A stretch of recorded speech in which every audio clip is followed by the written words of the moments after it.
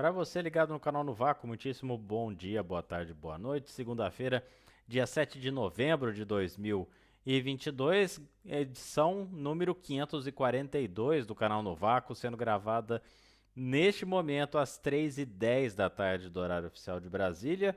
Vamos que, bom, fechamos alguns campeonatos no automobilismo, né? Para começar pela MotoGP, aquele pule de 10, né? Como se diz no Turf.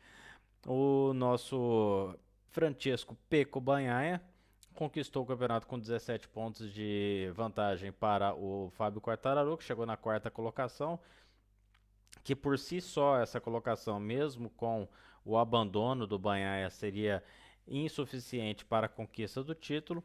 E o Bagnaia, com terminar na nona colocação, a gente falava na quinta-feira, né?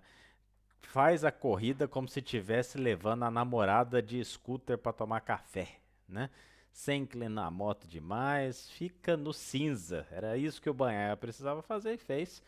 Não tinha muito o que perder. Uma prova que o Mark Marques caiu, que o Alex Marques caiu.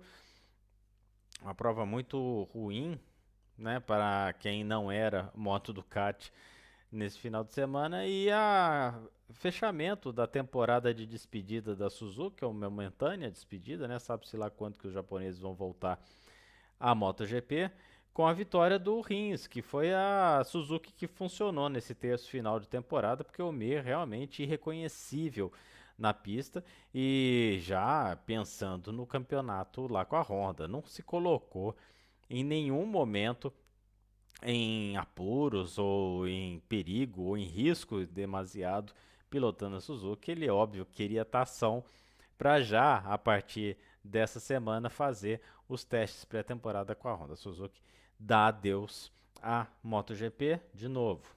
Dessa vez. Pode ser que volta novamente. A Suzuki sempre vai e volta, né? Nunca tem uma continuidade, né? E depois dessa saída relâmpago, né, que ninguém entendeu, porque a moto que tinha sido campeã no passado e pelos resultados do Rins, obviamente mostra que é uma moto de ponta, mas que no começo da temporada se perdeu em termos de desempenho e em termos de acerto de moto. Começou muito com o pé esquerdo, aí a fábrica, né, o QG lá da Suzuki optou por simplesmente terminar com a equipe oficial de fábrica lá na MotoGP. O Brad Binder de KTM segura a KTM, né? A KTM sempre começa muito bem, vai num vale durante o campeonato e depois termina subindo a ladeira de novo. Vamos ver se consegue manter essa direção, né, para cima para o começo da temporada que vem e se fica ali pelo menos se mantendo entre os primeiros no começo ali do segundo terço até o final do segundo terço, porque realmente a KTM em alguns momentos dessa temporada estava parecendo a Aprilia de 3 anos atrás, muito, muito ruim. E o, o Martinez, não, nossa, agora fugiu o nome, é cansaço, gente, tá complicado. Bom, a Ducati, Jorge Martin, pronto, veio o nome, conquistou a terceira colocação e fechando assim o pódio bem improvável.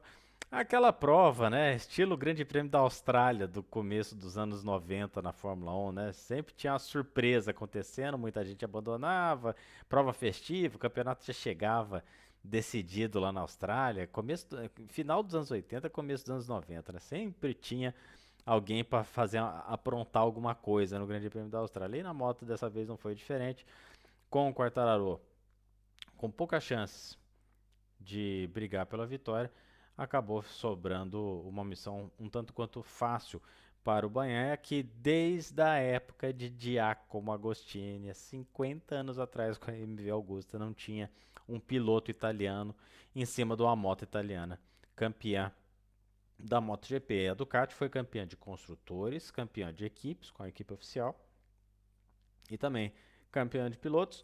O campeonato terminou com 2,65 para o Bagnaia, 2,48 para o Quartararo. O Enea Bastianini, que estava lá no começo da temporada brigando, teve 3 vitórias na temporada, 228, olha, é 218, 19, perdão. A vista tá ruim também hoje, tá? E o Alex Espargaró, que estava brigando ponto a ponto na metade da temporada com o Fábio Quartararo. A Aprilia deu tudo errado nas últimas 5 provas para eles e acabou fechando o campeonato só na quarta colocação. Não foi representativa essa colocação do Alex Espargaró, do desempenho dele. Óbvio que teve aquela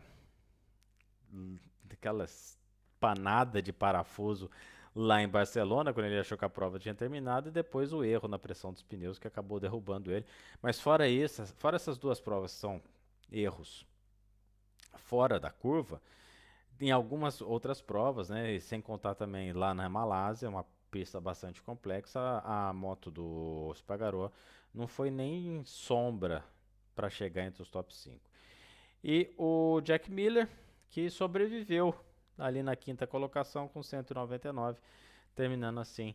E o Jack Miller, que há 3, 4 provas atrás estava 40 pontos, sonhando com o campeonato, acabou ficando no chão e terminando assim na quinta colocação. O Diogo Moreira na Moto 3 foi o estreante do ano, fez uma classificação muito boa, largou em quarto e chegou em oitavo. E tem uma coisa que o Diogo precisa melhorar agora para essa próxima temporada, porque agora já é a temporada de afirmação dele no circuito da MotoGP. Primeiro foi estreante, tá bom, fiz aquela climatização, fizemos tudo, estreante do ano, dever de casa cumprido. Agora tem que começar a brigar por pódio, tem que visitar o pódio com alguma frequência. Fez uma pole esse ano, ótimo, parabéns, mas é largar em quinto, chegar em quarto. Largar em terceiro, chegar em segundo. É dali para cima, como diria o Michael Schumacher e também, como sempre fala, o Rogério Elias lá no Automobilismo para Principiantes. Agora é sempre mirar daqui para cima, fazer provas igual ele fez lá em Valência, do quarto para oitavo, não vai brigar por título assim, né? Mas a gente deseja tudo de bom pro Diogo e fez uma temporada em termos de estreante, numa categoria que é um enxame de motos, todo mundo andando junto, a menos de 3 décimos um de cada outro, fez bem. Terminou a temporada ação, não tomou capote. E aquele abraço pro Ayogura, né? Que falar em capote, terminou na brita na curva 8 a sua participação na disputa de título da Moto 2 e ficou com o Fernandes, que obviamente capitalizou muito em cima dos erros do japonês. É isso, o MotoGP acabou. Tem teste já começando a partir de amanhã, lá mesmo no circuito de Valência. Obviamente, na quinta-feira, a gente solta os resultadinhos aqui e faz aqueles singelos comentários dos testes, que não são muito representativos, é mais, por exemplo, o Mir lá na Honda, o Rins lá na Honda, né, na LCR e tudo mais. Na NASCAR, sim, tivemos o Joey Logano, campeão, mas como eu não acertei o vencedor da prova, não podemos tocar Queen, nós somos honestos, a gente está nesse momento de honestidade tanto falada no Brasil, né? Então, dos dois lados, não pode falar muita coisa. Bom, o Joey Logano venceu a etapa de Phoenix. Eu acreditava que Phoenix ia ser uma prova que teríamos um vencedor fora do Chase. A verdade é que o Joey Logano dominou a etapa, não teve ali muita concorrência. Os pilotos que estavam brigando com ele, se tivesse alguém ali para brigar, fazer aquele frente a frente, né, tete a tete, seria o Chase Elliott. Mas a Hendrick não funcionou. A Alex Bowman, por exemplo, terminou lá embaixo na classificação. Ou seja, caminho muito facilitado para a Penske, que leva o título da Indy e também o título da NASCAR, ou seja, as duas principais categorias do automobilismo norte-americano estão nas mãos do capitão Roger Penske. E o Joey Logano, que fez uma temporada, teve uma vitória, se classificou, venceu a segunda prova naquele momento que precisava, né, que era a classificação para a final lá em Phoenix, e venceu a prova que precisava, que era a última do ano. Ou seja, é uma temporada Keck Rosbergiana de Joey Logano na NASCAR esse ano. Não fez nada espetacular, tava lá, tinha prova que era muito ruim, prova que abandonava, mas quando tinha um carro mais ou menos, estava lá sempre brigando. E quando dava para vencer, caçapava. E foi isso que o Joey Logano fez lá em Phoenix. E a notícia triste do final de semana é que o Ty Gibbs, que havia sido campeão na Xfinity no dia anterior, a morte do seu pai, Coy Gibbs, que é filho do Joe Gibbs. É, morreu com 49 anos, morreu dormindo, felizmente. Ou seja, você vai lá, conquista um título, no dia seguinte você acorda com o pai falecido. É uma mistura de emoções bastante grande, a força para a família Gibbs, que teve de novo mais um filho do Joe Gibbs morrendo prematuramente, né? Nessa ordem da vida, né? Que os mais velhos, não que tem que ir, né? Mas é natural que os mais velhos faleçam primeiro. Um pai perder dois filhos num intervalo de 5 anos, né, em uma idade mediana, né? O Coy Gibbs estava com 49 anos de idade. É um baque muito grande. Ou seja, força para a família. O Christopher Bell, que disputou o título, falou: Olha, parabéns ao Logano. Ele entrou no Twitter, parabenizou o Logano, mas admitiu que, junto com a equipe, todas as orações e todos os sentimentos estavam com a família Gibbs. E não nada mais natural do que isso. O campeonato termina. Temos mudanças no Next Gen do ano que vem. Eles vão melhorar a questão ali, principalmente de absorção de impacto, tanto na traseira quanto nas laterais, para evitar que pilotos saiam do carro depois de uma batida chamando o urubu de meu louro. A gente teve o Kurt Busch que perdeu a sua vaga nos playoffs, né? Por causa do acidente lá em Pocono. Tivemos o Boma, que também perdeu a chance de se classificar nos playoffs porque ficou algumas provas fora depois de pancada. E é um carro que é muito gostoso de ver, mas estava muito inseguro. Então a máscara vai dar aquela mexida. Mas em termos de pacote, distância entre eixo, potência, largura do carro, está muito bem distribuída. Falta melhorar um pouquinho a segurança. Vai ficar um pouquinho mais pesado. Vamos ver como é que as equipes vão se comportar com essa modificação. É como se estivesse introduzindo o aeroscreen, como foi na Fórmula Indy, né? Teve aquelas primeiras corridas, principalmente nos ovais, que a Ganassi despontava e depois o pessoal equalizou ao longo das temporadas. Na NASCAR vai ser a mesma coisa, vai ter alguma equipe que vai acertar a mão no começo com esse carro um pouco mais pesado e depois a tendência é que haja a equiparação que a gente sempre conhece lá na categoria norte-americana.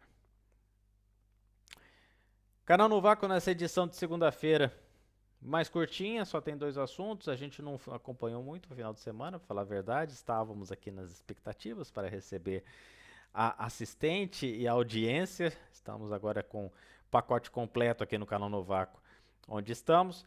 A gente volta na quinta-feira para fazer prévia da Fórmula 1. Tem Sprint Race. E tem mais 6 ano que vem. Delícia. Tô tão feliz.